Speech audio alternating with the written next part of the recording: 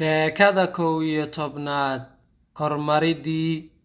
Ilaah wuxuu u digay Fircoon haddii uu fasixi waayo Israa'iiliyiinta inuu dili doono dhammaan curadyada Masaarida. Fircoon markuu maqlay warkaas wuu diiday inuu Ilaah rumaysto.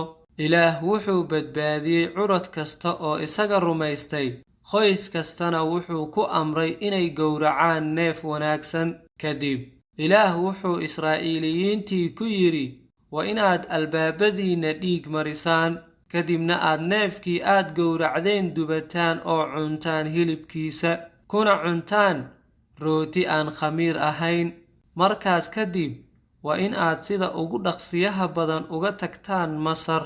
Israa'iiliyiintu way sameeyeen dhammaan wuxuu Ilaah ku amray inay suubiyaan.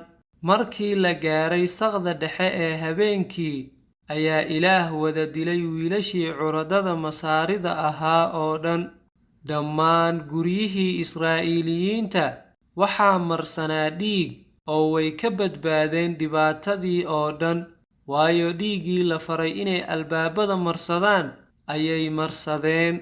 Laakiin Masaaridii diiday inay Ilaah rumaystaan, dhammaan Ilaah wuxuu ka dilay wiilashii curadadoodii.